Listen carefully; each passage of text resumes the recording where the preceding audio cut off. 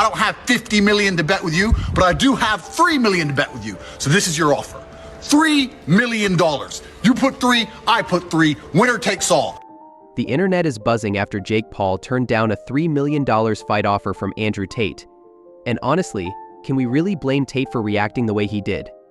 Jake claimed that the fight wasn't big enough and that it lacked hype, saying he had better opportunities on the table. Better, huh? I mean, sure, going after people who are past their prime seems like a smart strategy for success. But let's talk about how tough this sport really is. Boxing is no joke. It's one of the hardest sports out there, where athletes spend years of their lives in the ring, pushing their limits only to see the majority of them never get the kind of payday they dream of. And most of those fighters, if given the chance, could easily take Jake down. But will the self-proclaimed king of controversy hold back? Tate wasted no time in calling Jake out, saying that he's all talk and no action. According to Tate, Jake's too scared to take a real loss, which is why he keeps dodging serious challenges. Tate didn't stop there. He made it clear that this wasn't just about money. It was personal. In fact, he even said, if he needs to learn a lesson, maybe I'm the guy to teach him. Andrew Tate made it clear right off the bat that this wasn't about a paycheck. It's about pride, ego, and proving who's the real man in the fight game. Tate wasn't interested in simply cashing in on a payday. He was calling out Jake Paul's entire persona, saying that Jake's more focused on protecting his undefeated record than actually stepping into the ring with someone who could give him a real challenge. Tate, with his kickboxing background and a career built on tough, gritty fights, isn't backing down. He's 37, but he's a fighter through and through. No way is he backing off from a challenge just because Jake wants to keep his perfect record intact. And let's be real, Jake's record isn't as spotless as it seems. When he fought someone his age, someone who was a real boxer, he lost. It's not about the hype, it's about the hard truth of stepping into the ring with an opponent who knows how to bring it.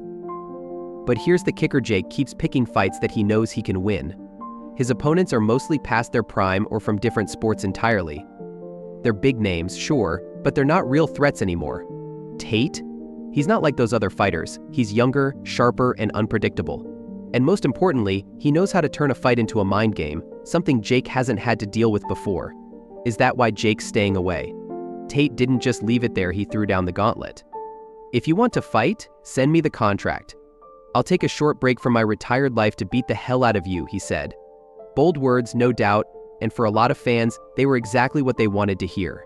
Tate's reputation as the real alpha is something he's built over the years, and it's a challenge Jake has yet to face. Andrew Tate didn't just take Jake Paul's rejection lightly, he used it as fuel to further drag Jake through the mud. Tate called out Jake for being all talk and no action, labeling him a loudmouth who only talks tough but never steps up when it's time to prove himself. In Tate's eyes, Jake isn't afraid of losing, he's scared of ruining that undefeated record he's worked so hard to protect.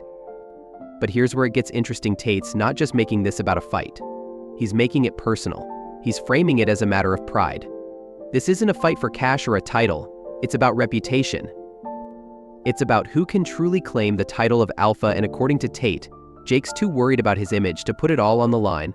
Tate even went as far as saying that Jake's rejection showed just how afraid he was of facing a real challenge. Why not fight an old man who's retired? Tate fired back. He accused Jake of avoiding real competition, choosing to fight easy targets who can boost his social media brand without the risk of a serious loss. If Jake wants to make a name for himself in the boxing world, he needs to step up to the plate and take on someone who's actually a threat. And then, Tate dropped the ultimate burn. He called Jake a goofy, entitled expletive, and said he'd be happy to teach him a lesson in the ring. Ouch. For Tate, this isn't just a fight. It's about settling who the real man is, who the real alpha is. The tension between Jake Paul and Andrew Tate isn't just creating headlines, it's dividing the fans. You've got two camps forming: one side defending Jake's decision as a smart, calculated business move, and the other side accusing him of dodging a real challenge. The debate over whether Jake is playing the long game to protect his brand or avoiding a tough fight is getting intense, with phrases like "Jake's ducking Tate" trending all over social media. Tate's challenge has only added more fuel to the fire. The internet's buzzing with heated discussions. Some say Jake is just trying to protect his undefeated record, while others argue he's looking for a way to create drama and buzz without stepping into the ring. Let's face it, Jake has built his entire career on controversy, and if Tate's rejection stirs up enough drama, it might be just what Jake needs to stay relevant. The business side of things is undeniable, though. Jake has a reputation for carefully picking opponents who boost his career without posing a real threat. He's faced fighters who are either past their prime, retired, or coming from different sports entirely. The fact is, Tate is a different animal. He's younger, skilled, and doesn't just throw punches, he plays mind games. And that's a kind of challenge Jake might not be prepared for. When Andrew Tate challenged Jake Paul to a fight, it wasn't just about the money, it was about proving who's the real fighter. Tate made it clear that his issue with Jake wasn't financial, it was about showing who had the guts to back up their words. Jake may be undefeated, but he's been avoiding real tests, and Tate was calling him out for it. Tate's background in kickboxing, where he has over 70 wins, gives him a clear advantage in the experience department. But when it comes to boxing, there's a big difference. Jake Paul has been training specifically for boxing and focusing on fights within that realm. Sure, Tate's a great fighter, but does his kickboxing experience translate well to boxing? That's the million-dollar question. But what we do know is that Tate's unpredictability is exactly the kind of challenge Jake hasn't faced yet. For Tate, this is about more than just proving a point. It's about pride, reputation, and setting the record straight. Jake's repeated avoidance of a real challenge has made it clear that he's more interested in preserving his image than taking on anyone who could really test him. As Tate says, "If you want to fight, send me the contract. I'll take a break from my retired life to kick the living hell out of you." As this saga continues, it's clear that this isn't just a fight about boxing, it's a battle of egos. For Jake Paul, everything comes down to his carefully curated image as the undefeated fighter. But for Andrew Tate, it's about breaking that image and proving who really deserves the spotlight. Jake Paul has built his career on shock value, controversy, and picking fights that boost his profile.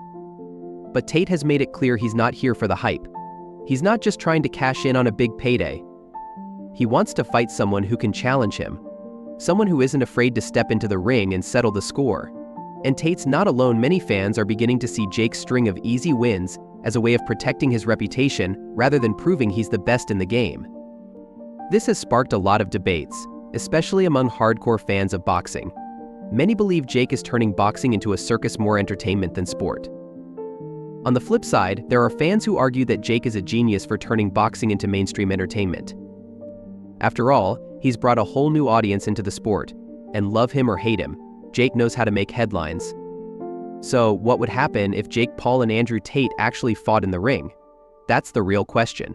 For traditional boxing fans, this match represents a clash between old-school honor and the new-age celebrity fighting craze. They want to see fighters who are dedicated to the sport, who've trained their entire lives to compete at the highest level. But the modern fan base? They're here for the drama, the spectacle, and the knockout punches that make for viral moments. Jake's path to the ring has always been about making waves. He's fought older, retired stars, and his strategy has worked. He's got a massive following, and he's bringing attention to the sport. But Andrew Tate offers a whole new kind of challenge, a younger, more unpredictable fighter with an extensive combat sports background. If Jake steps into the ring with Tate, there's a lot more at stake than just a paycheck. It's about reputation, legacy, and proving who truly deserves the title of the best. This fight could be a game changer for both men. For Jake, it's an opportunity to prove that he can handle a true challenge without picking someone from the past or a different sport. For Tate, it's a chance to claim the mantle of the true alpha and put Jake in his place. And there we have it. Jake Paul's refusal to fight Andrew Tate has definitely stirred the pot, and the battle between these two polarizing figures is far from over. As we've broken down, it's more than just about a fight. This is a clash of egos, reputations, and business strategies. Jake's fans argue that he's playing the long game, carefully picking his battles to protect his undefeated streak, while Tate's supporters think Jake's running scared from a real challenge. It's a game of reputation vs. reality, and right now, no one knows how it will end. But one thing is for sure, the internet can't stop talking about it. Whether you think Jake is being smart or you believe he's dodging a serious contender in Tate, there's no denying this drama has captured the attention of fans, critics, and casual observers alike. Is Jake's strategy actually a calculated move, or is he afraid of losing his image in front of his massive fanbase? And on the other hand, is Tate really ready to back up his words and step into the ring with Jake, or is this just another example of him stirring up controversy for the sake of his persona? This situation could change the trajectory of both of their careers if they fight. It could elevate their profiles to new heights. If not, it will just add another chapter to the long saga of Jake Paul's rise to fame, one that's built on spectacle and drama. But what do you think? I want to hear from you, because this debate is far from over. Do you think Jake's avoiding a real challenge, or is he simply waiting for the right fight to protect his brand? Is Andrew Tate the real deal, or is he just playing mind games to stay relevant?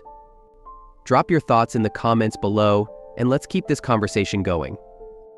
If you enjoyed this video and want to stay updated on all things combat sports, drama, and controversy, be sure to hit that like button and subscribe to the channel. We're bringing you more breakdowns, analysis, and all the latest happenings in the fight world. You don't want to miss it. Thanks for watching, and as always, I'll catch you in the next one.